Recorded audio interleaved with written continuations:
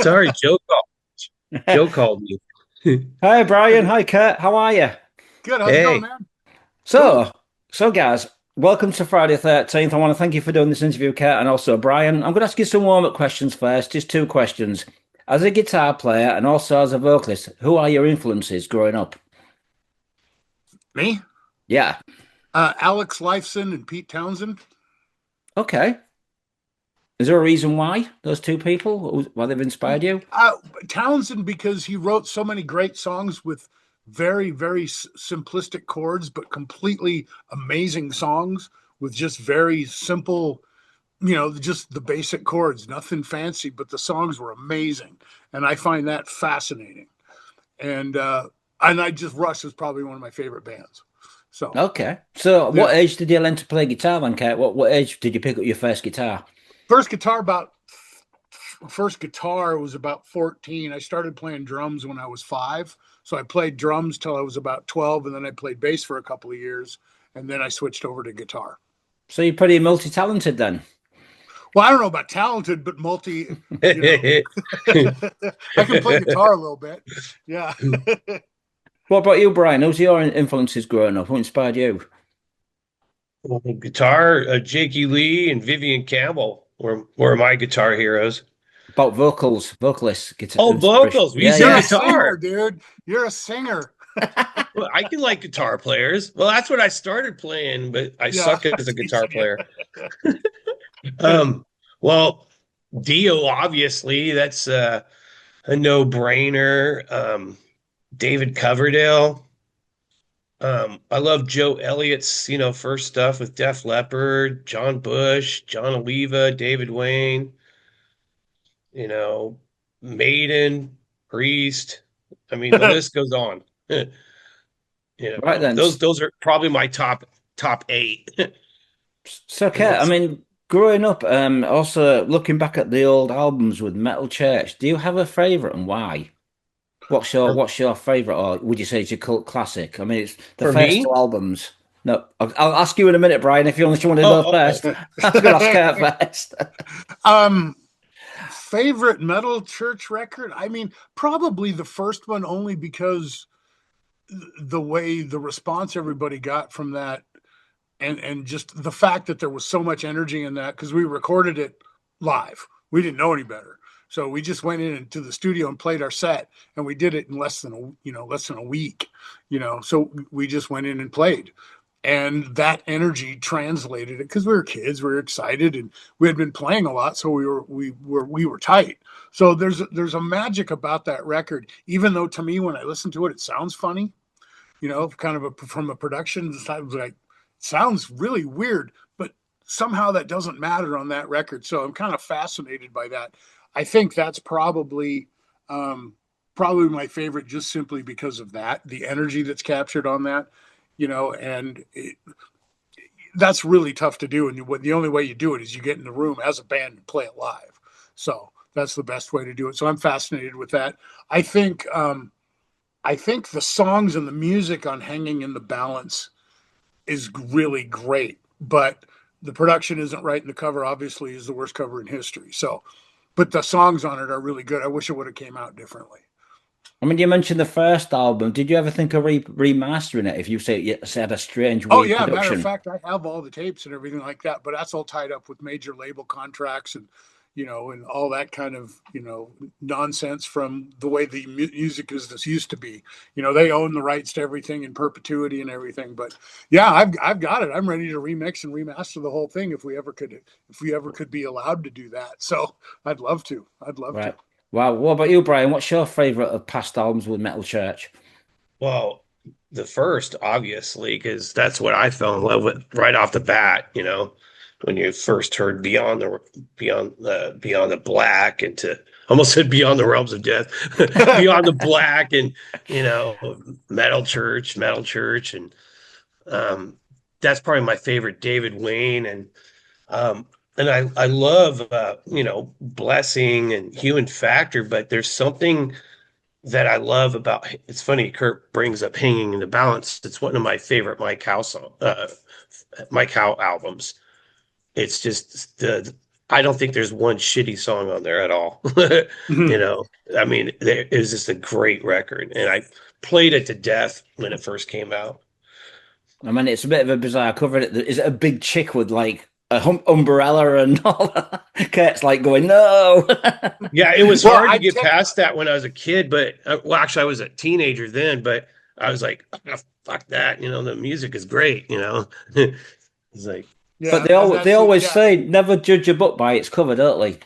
Exactly. No, you absolutely should. No. Did you ever think of like redoing the artwork? Because that was a Steam album. Was it a Steam album release? If I ever could re-put that album out too, I'd love to get. That's one of the albums I don't have access to the tapes and everything, because that's when everything fell apart, and the label and the people that were involved at the time. And technically, I wasn't actually in the band; I was an outside writer. So yeah, I would love to do that.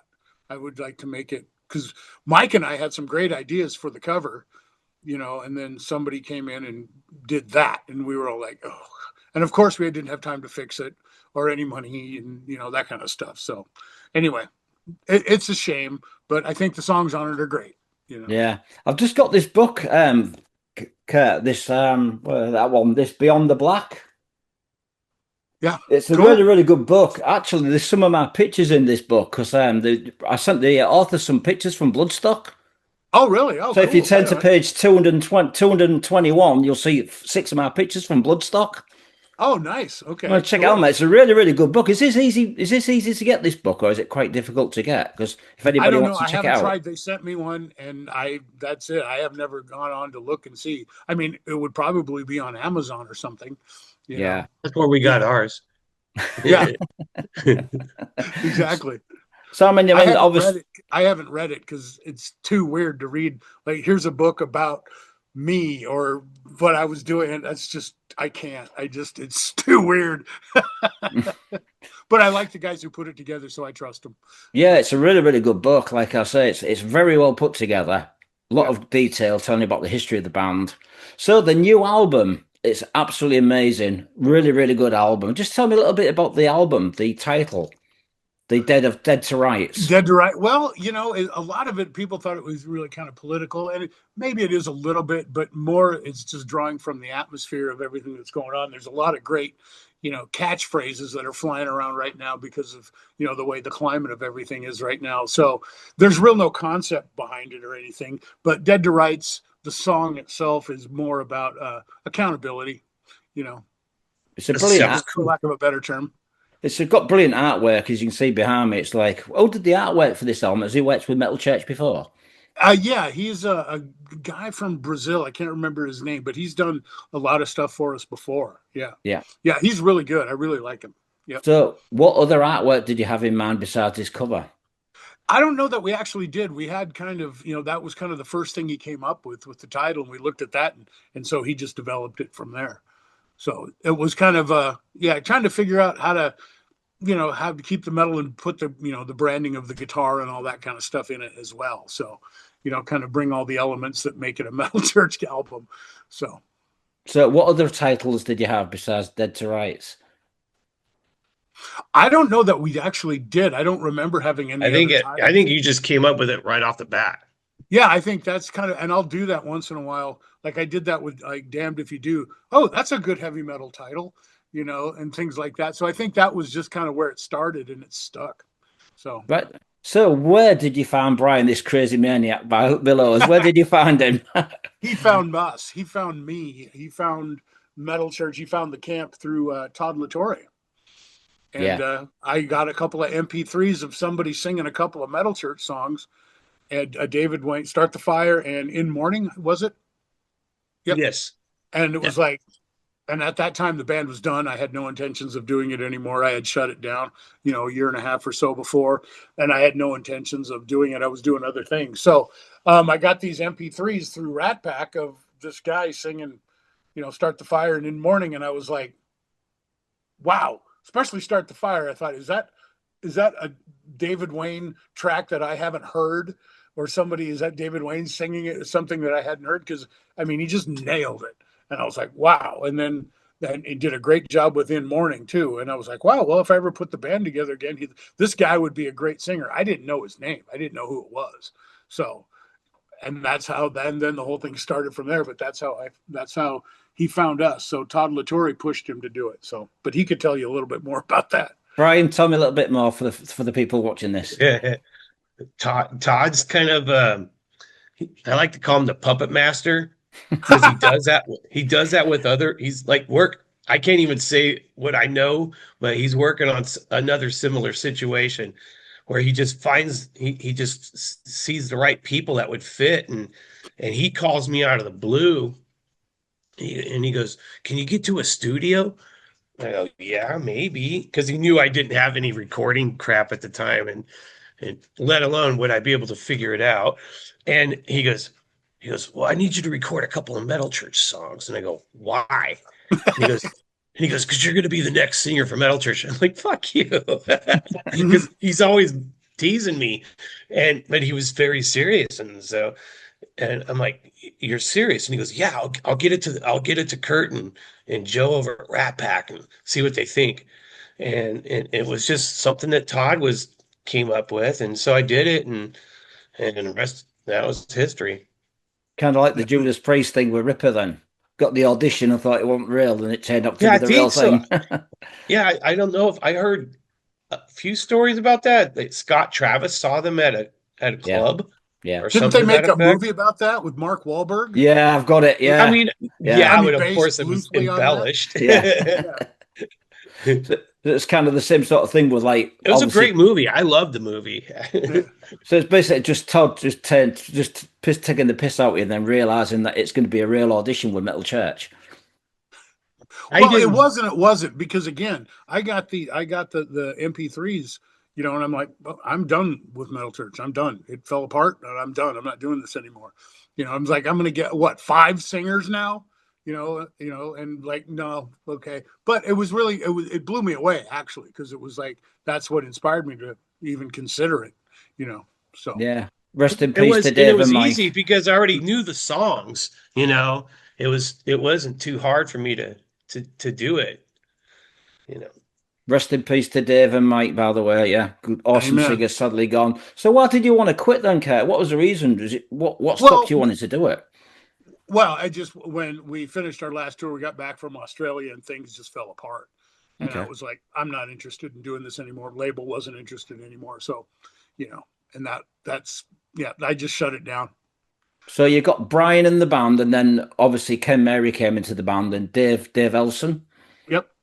And it was all through, basically came through Rat Pak, because Brian came in. I was like, wow, that was pretty cool.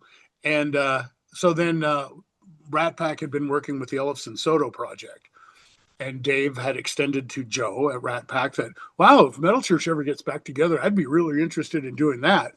He told me that, and I was like, well, that wouldn't suck, getting somebody like Dave, and Dave and I have known each other forever. And, it was like, wow, that was pretty cool. And then right after that, Jeff Plate said he would, if I put it together, he'd be interested in doing it. And I was like, wow, there's a band all back together, and I didn't even want to or try. So here it was, and so I said, okay, great. Well, I'll take that as a sign that I should be doing this. And so we started working and writing on stuff and working with Jeff, but the Savatage reunion really took off for him, and he couldn't remain involved, which is fine. I'm glad that they're doing that, and Savatage thing is great.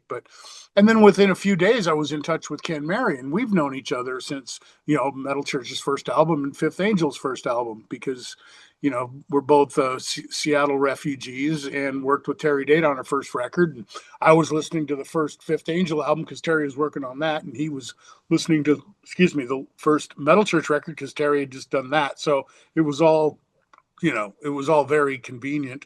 So anyway, so I talked to him, and then he said, yeah, he was interested. So the rest is history. So you've got Rick in the band, haven't you? You got Rick in the band as well. He came back. Kept him. Yeah, he wanted to stay. Yep. So right. So that's great. So how long did it take to record this new album, and how many studios? I mean, you produced it with Zeus doing the mastering, mixing, I believe. Mixing, yeah. Yeah. Well, it wasn't all done in one consecutive thing. It was done here. I think Brian and I did vocals in a couple, 3 weeks, I think. Yeah, a And, little over three. yeah. And then the drums, Ken recorded his drums at his place. And then, I think maybe collectively, if you put it all together, maybe a couple of months, it was spread out over a period of time.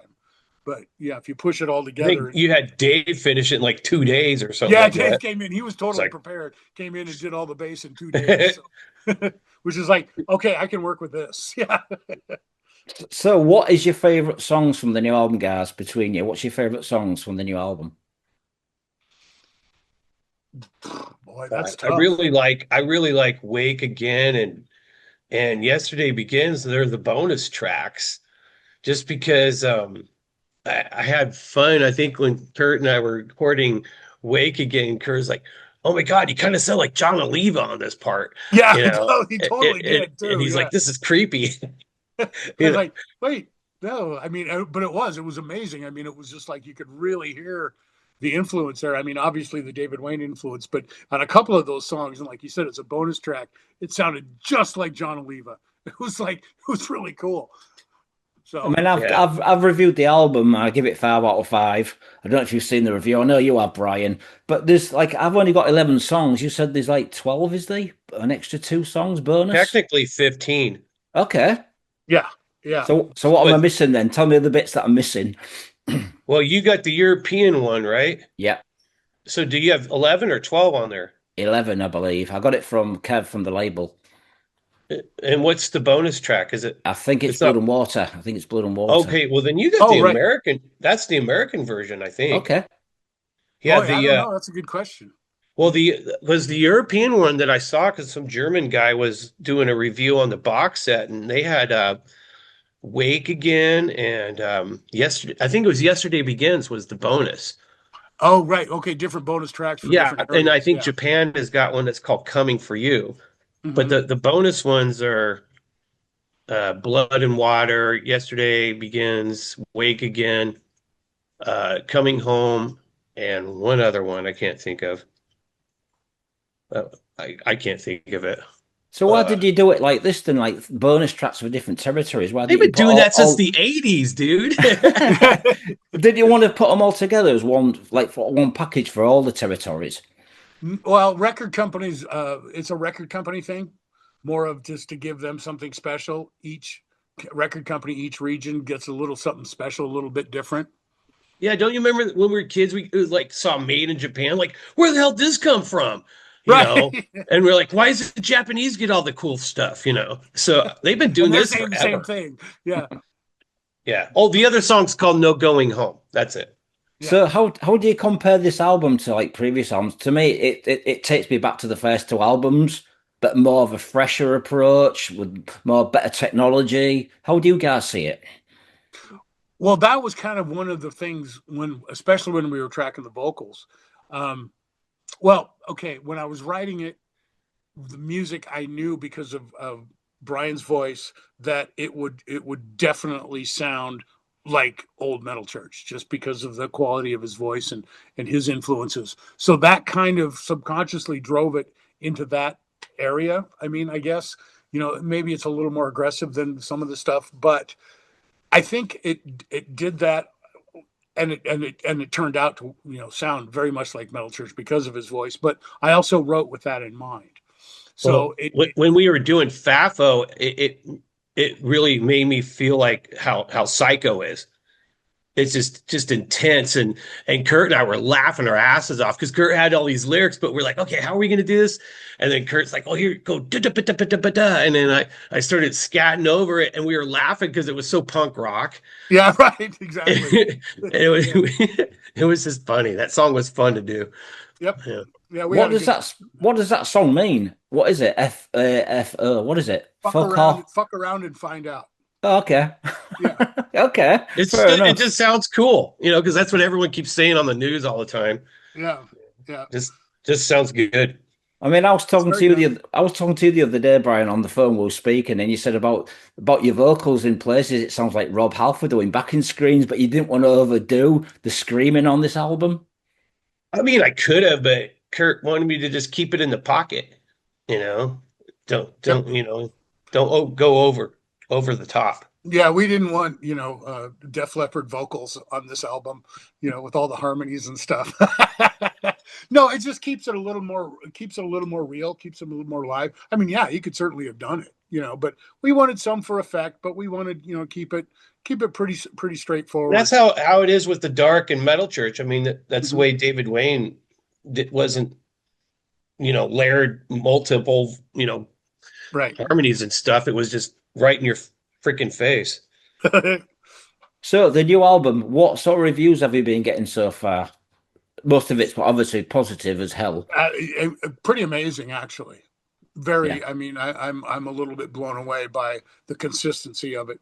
The fact that people are really loving it and saying the same thing you are, that it sounds like old Metal Church, and everybody's loving the new stuff. And they're saying Brian was the perfect fit. So, I mean, as far as I'm concerned, for an album that wasn't supposed to happen, for a band that was supposed to be done, this couldn't be better for me.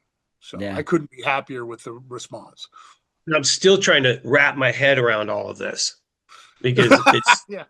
Because I always joke around with Kirk. I was like, what wouldn't you freak out if, like, Roger from the Who called you and said, "Hey, Pete can't do this." He goes, "Yeah," and I go, "Well, that's kind of like what happened to me. I'm playing with Kurdt Vanderhoof." Yeah, right. You got to play guitar because I had them on my locker when I was in the 6th grade. Pictures of them on my locker. So, I mean, you guys are going to be touring in August around Europe. With some shows with Testament, some with Armored Saint, and some with Death Angel. How long are you on the road for? Is it a month? I know you've got no shows in the UK at the moment. Yeah, I think it's 3 weeks, maybe. Yeah. Well, we got like 10 days in the Northeast before we go to Europe, and then a couple of weeks in Europe doing festivals, and then a show with Black Label Society, Armored Saint, like you said, and Testament. So we're doing the festivals and some club dates. Saint. Yeah. So yeah, and then we come back, and then we do. We have 3 shows. We got a long weekend in September, and we're playing was it Live and Loud Festival with Alice Cooper and Iron Maiden and Megadeth, and yeah, that'll be a good one. Then a couple of other shows around that weekend too. So and there's a lot of stuff that we're working on that's not confirmed yet. That's being trying to be set up and booked right now. So, do you think the UK is going to be included? I know a lot of bands don't come here because of Brexit. I hope so, probably because that's my favorite place to play, because basically everything I've ever wanted to be in my life came from England, So I always look at all the British bands, I mean, obviously from the Beatles. That's true. He's got them all over his walls. Yeah.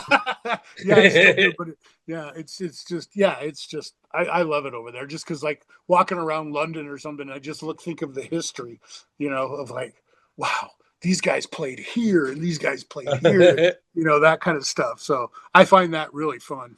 I'll tell you a place where you want to come to in England, a place called York. It's got a lot of Viking history and Saxon history. Really? Yeah. Really historical city. Very haunted as well. Ooh. So yeah, you want to try and get yourselves there. But I want to thank you guys for doing this interview. I wish you all the best. Do you have anything to say to the people watching this on YouTube? Just thank you. I'm glad you like it. That's really, it's amazing. Brian? Same thing. Thank you. Welcoming me into the fold. Right, guys. Very nice, and it's important to be grateful, because we still get to do this after all these years. Yeah, I hope you get many more years to come out with this. Now you've got a strong lineup and the album's selling well, hopefully, and it's kicking ass with the reviews. That's what we want. Hopefully it keeps going like this. Okay, guys, have a great day. Thank you for the interview. God bless you both. Take care. Bye-bye. Cheers, guys. Cheers. Thank you. Bye-bye. Greetings, Metalheads. Thanks for checking into the interview with Metal Church's guitarist, Kurdt Vanderhoof, and also vocalist, Brian Allen. As you all know, the new album is a fantastic album, and it's just been released on Rat Pak Records. The album is called Dead to Rights, so check it out. It's one of the best albums we've done in a long time. So I want to thank Brian and Kurdt for doing this interview. I'd also like to thank Kev at Rat Pak Records for setting up this interview. So folks, leave me some comments, please subscribe, and please share on social media. More interviews coming in 2026. Thanks for watching. Stay metal, metalheads.